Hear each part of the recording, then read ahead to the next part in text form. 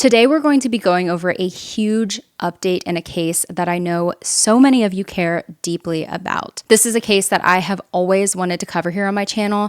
I've been requested to cover it dozens of times, but of course, there are hundreds of cases that I still want to cover, so getting to all of them is obviously difficult. For decades, this woman was known only as Peaches Jane Doe, a silent mystery buried in time.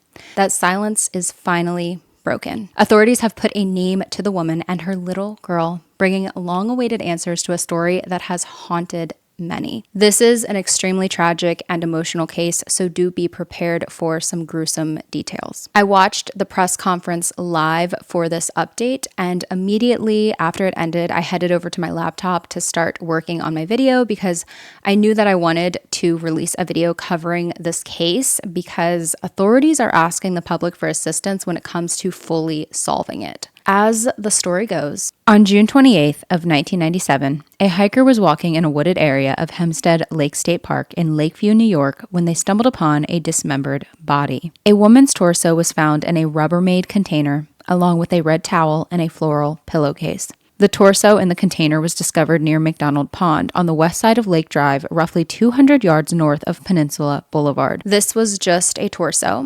There was no head. Authorities didn't know what she looked like or possibly looked like in life, and both arms were gone as well as both legs below the knees. All investigators really had to go off of was a distinct tattoo, so unique that law enforcement circulated a photo of it widely, hoping that someone would recognize it. On her left breast was a tattoo of a peach with a bite taken out of it.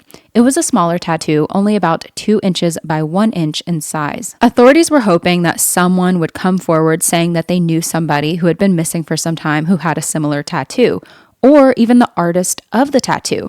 Somebody obviously must have tattooed it on her, so who was the artist? Then came a call from Steve Cullen, a tattoo artist in Connecticut who believed he had inked the design himself. He recalled the client as a young black woman, roughly 18 or 19 years old, who had come in with 2 relatives, an aunt and a cousin. He didn't catch this client's name, but stated that during the session, he recalled her mentioning that she was from either the Bronx or Long Island and that she was going through a rough patch with her boyfriend at the time. Obviously, this wasn't a lot for authorities to go off of, but at least it was something. Authorities believed that possibly the unidentified woman had other tattoos in other areas on her body, but without the other parts of her remains, they couldn't be certain of that. This peach tattoo, though, is why she was given the name Peaches and was known as that publicly up until her identification this year. The Nassau County Police Department were the ones overseeing this case and spread the word of it the best that they could.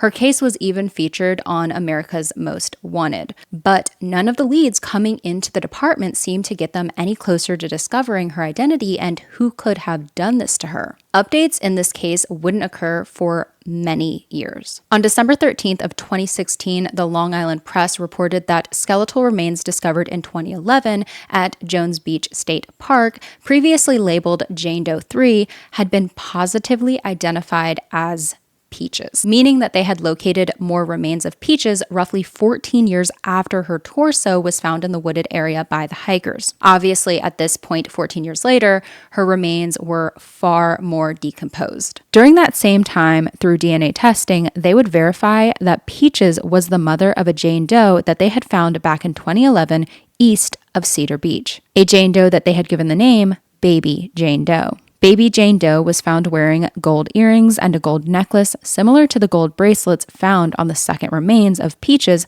found around the same time. Not only were the remains of Baby Jane Doe and some of Peaches' remains found around the same time, but they were found not far from each other. Even though both of their remains were found in spring of 2011 and found in close proximity to each other, it would still take until 2016 for authorities to be able to link them biologically and know that Peaches was the mother of Baby Jane Doe. This mother and daughter, still unidentified at this point, were subsequently linked to the Gilgo Beach serial killings because the remains of her daughter and other parts of her body were found in an area where victims of a Long Island serial killer were also discovered. In 2010, police were searching for missing sex worker Shannon Gilbert, who vanished on May 1st of that year, when they discovered the first set of human remains. They would soon locate 3 more sets of remains. The 4 women whose remains were found at this time were identified as being Melissa Barthelemy, Megan Waterman, Amber Lynn Costello, and Maureen Brainerd Barnes.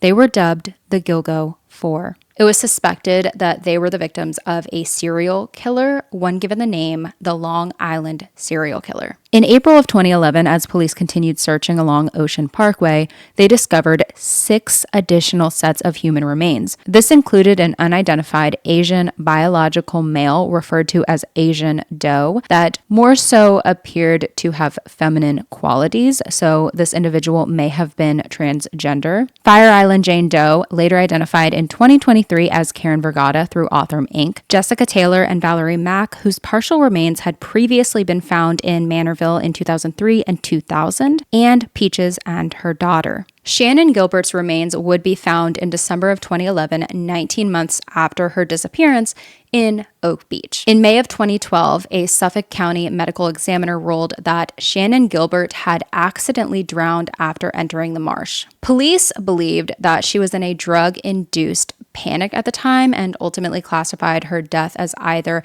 death by misadventure or inconclusive. Her mother, who is now deceased, fought this, and in September of 2014, 2 years later, a pathologist re-examined her remains and found damage to her hyoid bone, suggesting that she may have died due to strangulation. There are still, in Shannon Gilbert's case, so many lingering questions, though. When it comes to the remains of all of these victims, some were complete bodies, others partial, and not all were immediately connected to each other. The victims included mostly young women, many of whom advertised escort services online. For years, the case remained unsolved, fueling theories of a serial killer or killers, given the name the Long Island serial killer. In July of 2023, Rex Heuermann, an architect from Massapequa Park, was arrested and charged in connection with several of the murders. He was linked through DNA, phone records, and digital evidence. Rex Heuermann has also been charged with the murder of a woman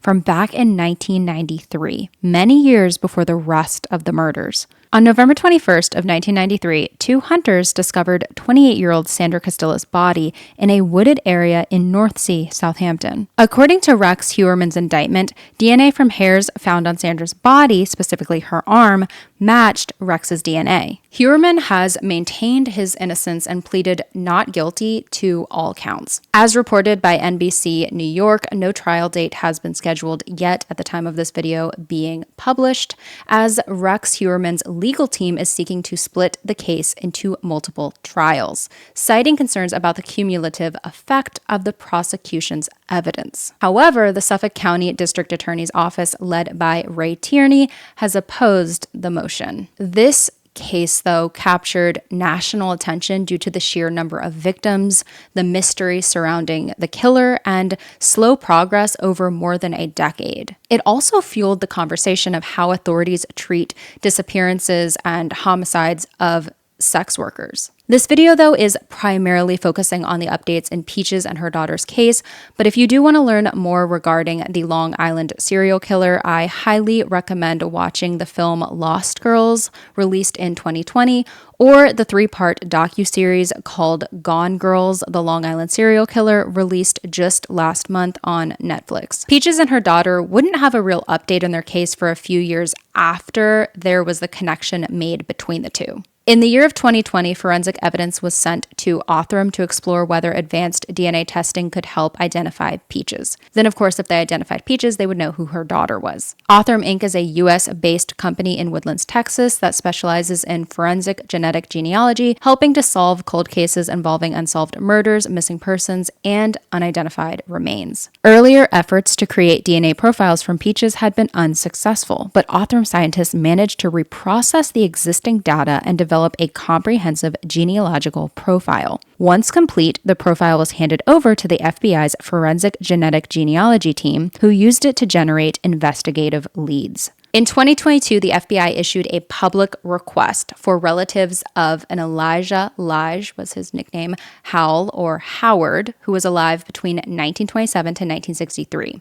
Elijah was an Alabama man who lived with his wife, Carrie, in Pritchard, Alabama. From this update in the case, at this point, it seems that they were mapping out this woman's family tree and getting closer to identifying her. Then, just this month, it was released to the public that Peaches and her baby girl have officially been identified, and a press conference was held on Wednesday, April 23rd. During the press conference, we heard from some of the people who made this identification possible, including Police Commissioner Patrick Ryder, Nassau County District Attorney Ann Donnelly, and Director Commanding Officer of the Homicide Squad, Detective Captain Stephen Fitzpatrick. The FBI was also heavily involved in this investigation. It was District Attorney Ann Donnelly who released their identities to the public. In life, Peaches was 26-year-old Tanya Denise Jackson, and her baby girl was 2-year-old Tatiana Marie Dykes. During the press conference, which I will link down below in the description of this video, they gave us some background on the mother and daughter. Tanya was born on October 22nd of 1970 in Alabama. Her daughter, Tatiana, was born March 17th of 1995 in Texas. At the time of their deaths, they lived in Brooklyn, New York, and Tanya was working as a medical assistant. It seems that at the time, she was estranged from the rest of her family, and for that reason, they never reported her missing. Tanya's family was presented an American flag in honor of her service. She actually had served in the U.S. Army between the years of 1993 and 1995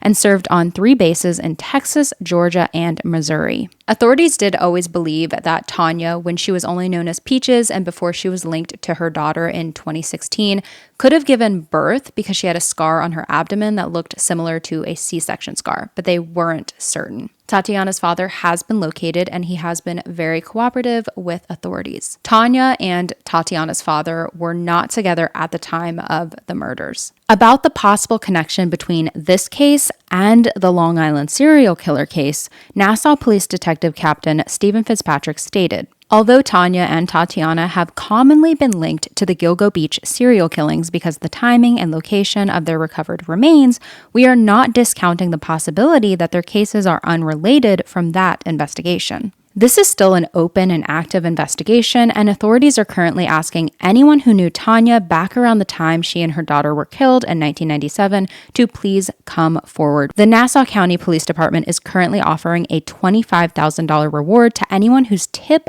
leads to an arrest in this case. At the time of their murders, Tanya was driving a 1991 black Geostorm and possibly worked at a doctor's office. If you have any information regarding their case, you are urged to contact Crime Stoppers at 1-800-222-TIPS, which is 1-800-222-8477. You can also submit a tip via their website at NassauCountyCrimeStoppers.com, or you can text the number. If you don't want to talk to anyone directly, you can do either of those. We have to remember that at the time of this video being released, there hasn't been a trial, so it hasn't been set in stone that Rex is the supposed Long Island serial killer. Many believe that sex workers were not the only victims of the Long Island serial killer. They were simply a majority of his victims due to the fact that it was easier to target them. Tanya, though, was not a sex worker, but just because she wasn't a sex worker doesn't mean that she may have not been a victim of this serial killer. On the other hand, though, she and her daughter may have not been a victim of this serial killer. It could have been a completely different person. I want to thank you all, though, for taking a little bit of time out of your day to hear about this incredible update in a case of an innocent mother and daughter who had their lives taken from them far too soon. But when I saw that Tatiana was born in 1995, she was only 3 months older than I was, and to imagine her life being taken at only 2 years old. I've said this so many times here on my channel, but it really only takes a phone call to solve a case if you're sitting there on some information that could help push it to a resolution. This update is obviously bittersweet, but I know that those who cared for Tanya and Tatiana are at least relieved to know that they are at their final resting place. I hope you all have an amazing rest of your day, though, wherever you are. Stay safe like always, and I will hopefully see you in the next one.